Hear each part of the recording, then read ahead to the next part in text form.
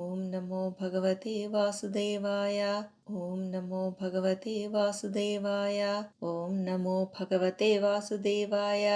శ్రీమద్ భాగవత మహాపురాణము ద్వితీయ స్కంధము 8వ అధ్యాయము. పరీక్షిన్ మహారాజు తనకు గల సందేహములను గూర్చి సుఖమహాయోగిని అడుగుట. పరీక్షిన్ మహారాజు పలికెను, బ్రాహ్మణోత్తమ మహాత్మా, నీవు వేదవేత్తలలో శ్రేష్ఠుడవు. బ్రహ్మదేవుడు గుణాతీతుడైన పరబ్రహ్మము యొక్క గుణములను వర్ణించుమని నారదుని ఆదేశించినట్లు నీవు తెలిపితివి.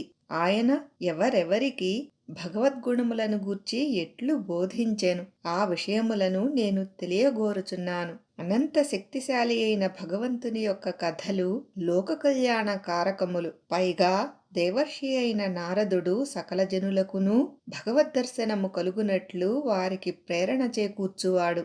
మహాపురుష సుఖదేవ, నేను అడిగిన విషయములను అన్నింటినీ విపులీకరింపుము. దాని ప్రభావమున లౌకికమైన ఆసక్తులను త్యజించి సర్వాత్ముడైన శ్రీకృష్ణ భగవానుని యందే నా మనస్సును నిలిపి ఈ శరీరమును త్యజించెదను. పరమేశ్వరుని యొక్క లీలలను భక్తి శ్రద్ధలతో విని వాటిని కీర్తించు వారి యొక్క హృదయములలో భగవంతుడు శీఘ్రముగానే సాక్షాత్కరించును. సర్వేశ్వరుడైన శ్రీహరి శ్రవణ భక్తి ద్వారా తనను సేవించిన అనగా తన కథలను ఆలకించిన భక్తుల యొక్క హృదయములలో నిలిచియుండును. పిమ్మట శరదృతువు జలముల కాలుష్యములను దూరము చేసినట్లు ఆ దయామయుడు వారి మనోమాలిన్యములను కడిగివేయును. మార్గమున తనకు ఎదురైన పెక్కు క్లేశములను దాటి స్వస్థానమునకు చేరిన పాటసారి తిరిగి తన స్వస్థానమును విడవకుండా ప్రశాంతముగా ఉండును. అట్లే మనోమాలిన్యములు అన్నియును తొలగిపోయి నిర్మల హృదయుడైన పురుషుడు శ్రీకృష్ణ పరమాత్మ యొక్క పాదములను చేరి తిరిగి ఎన్నటికిని త్యజింపడు. మహాత్మా క్షేత్రజ్ఞునకు అనగా జీవునకు పంచభూతములతో ఎట్టి సంబంధము ఉండదు. కాని అతని స్థూల శరీరము పంచభూతములతోనే ఏర్పడును. ఇది సహజముగానే కలుగునా, లేక వేరొక కారణము ఉన్నదా?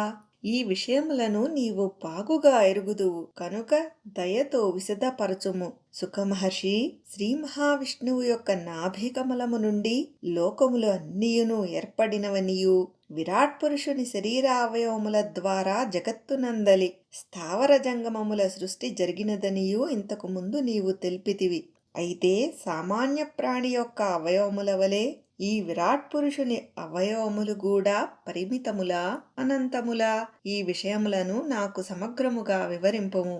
శ్రీ మహావిష్ణువు యొక్క నాభి కమలము నుండి జన్మించిన బ్రహ్మదేవుడు ఆ శ్రీహరి యొక్క అనుగ్రహమును పొంది సమస్త ప్రాణులను సృష్టించెననియు శ్రీహరిని దర్శించు భాగ్యము కూడా ఆ బ్రహ్మదేవునకు అబ్బెననియు నీవు తెలిపితివి.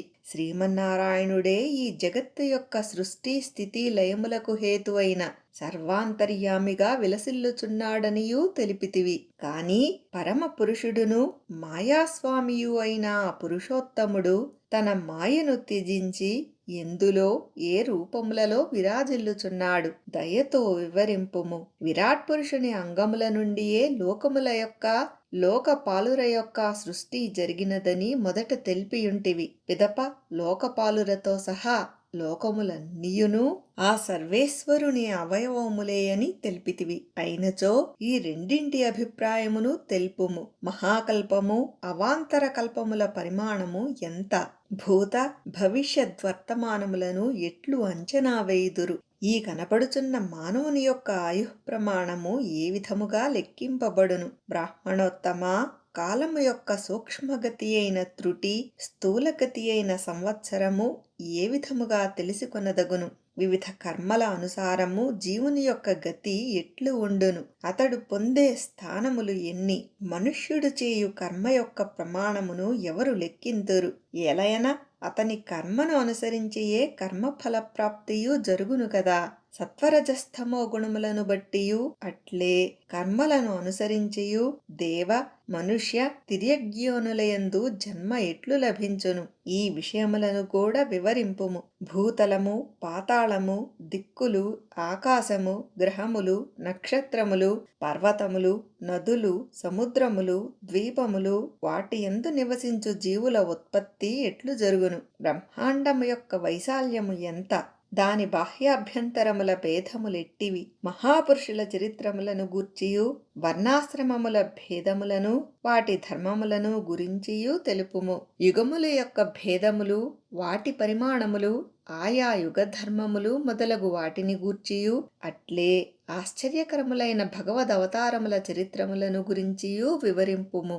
మహాత్మా, మానవుల సాధారణ ధర్మములేవి, విశేష ధర్మములెవ్వి, జీవుల యొక్క లౌకిక వ్యవహారముల లక్షణములేవి, రాజర్షుల యొక్క ఆపదలలోనున్న సామాన్య జీవుల యొక్క ధర్మములెట్టివి, వీటిని గూర్చి తెలుపుము. తత్వములెన్ని, వాటి స్వరూప లక్షణములేమి, భగవదారాధన విధానములను గూర్చియు ఆధ్యాత్మ యోగ విధానములను గురించియు ఎరిగింపుము. యోగేశ్వరులకు ఎట్టి ఐశ్వర్యములు లభించును, వారికి ఎట్టి గతులు ప్రాప్తించును, యోగుల సూక్ష్మ శరీరము ఎట్లు లయముందును, వేదముల, ఉపవేదముల, ధర్మశాస్త్రముల, ఇతిహాసముల, పురాణముల స్వరూపములను, అవి ప్రతిపాదించు విషయములను గురించియు వివరింపుము. సమస్త ప్రాణుల యొక్క ఉత్పత్తి, స్థితి, లయములు ఎట్లు జరుగును, అగ్నిహోత్రాది వైదిక కర్మల నెడు ఇష్టకర్మల, మరియు బావులు, చెరువులు త్రవ్వించుట, దేవాలయములను నిర్మించుట వంటి పూర్తి కర్మల విధానములు ఎట్టివి, కామ్యకర్మల, ధర్మార్థకామముల సాధన విధులెవ్వి, ప్రళయకాలమున జీవులు ప్రకృతిలో ఎట్లు లీనమగుదురు, మరల వారి ఉత్పత్తి ఎట్లు జరుగును, పాషండుల ఉత్పత్తి ఎట్లు సంభవించును, ఆత్మ యొక్క బంధమోక్షముల యొక్క స్వరూపములెట్టివి, అది అనగా ఆ ఆత్మ స్వస్వరూపమున ఎట్లు స్థితమగును, సర్వస్వతంత్రుడైన భగవంతుడు తన మాయ ద్వారా ఎట్లు క్రీడించును, ఆ ప్రభువు మాయను వదలి సాక్షివలే ఎట్లు ఉదాసీనుడైయుండును. మహాత్మా, ఇవి అన్నియును నాలో మెదులుచున్న సందేహములు. ఈ సంశయములను తీర్చుకొనుటకై నేను నిన్ను శరణుజొచ్చితిని. దయచేసి వీటిని సహేతుకముగా క్రమముగా వివరింపుము. మహానుభావా, ఈ విషయమున నీవు స్వయంభూడవైన బ్రహ్మదేవుని ఎంతటి వాడవు. ఇతరులు పరంపరాగతముగా పూర్వులు అనుష్ఠించిన వాటినే అనుసరింతురు, కాని నీవు మాత్రము ప్రామాణికముగా స్వయముగనే వివరింప సమర్థుడవు. నీ మాట నాకు పరమ ప్రమాణము. భూసురోత్తమా, నీ ముఖారవిందము నుండి జాలువారుచున్న శ్రీహరి కథామృతమును గ్రోలుచున్న నా యొక్క ప్రాణములకు ఇక ఎట్టి అపాయము కలుగదు. ఒక్క విప్రశాపము వలన తప్ప అన్నపానములను ముట్టకున్నను నాకు ప్రాణభయము లేదు. సూతుడు నుడివెను, సౌనకాది మునులారా, మహర్షులు సుఖాసీనులయ్యున్న ఆ నిండు సభలో పరీక్షిన్ మహారాజు శ్రీహరి లీలాగాథలను వినుటకై సుఖయోగిని ప్రార్థించెను. అందులకు ఆ మహాముని మిగుల ప్రసన్నుడయ్యెను. శ్రీమద్భాగవత మహాపురాణము వేదతుల్యమైనది. దానిని బ్రహ్మకల్పారంభమున శ్రీ మహావిష్ణువు బ్రహ్మదేవునకు స్వయముగా అనుగ్రహించెను. దానినే సుఖయోగి పరీక్షిన్ మహారాజుకు వినిపించెను. పాండువంశ శిరోమణి అయిన పరీక్షిత్తు అడిగిన ప్రశ్నలకు అన్నింటికినీ సుఖయోగీంద్రుడు క్రమముగా ప్రత్యుత్తరములను ఇయ్యసాగెను. ఇది శ్రీమద్భాగవత మహాపురాణమునందలి ద్వితీయ స్కంధమునందు 8వ అధ్యాయము. ఓం నమో భగవతే వాసుదేవాయ. ఓం నమో భగవతే వాసుదేవాయ. ఓం నమో భగవతే వాసుదేవాయ. స్వస్తి.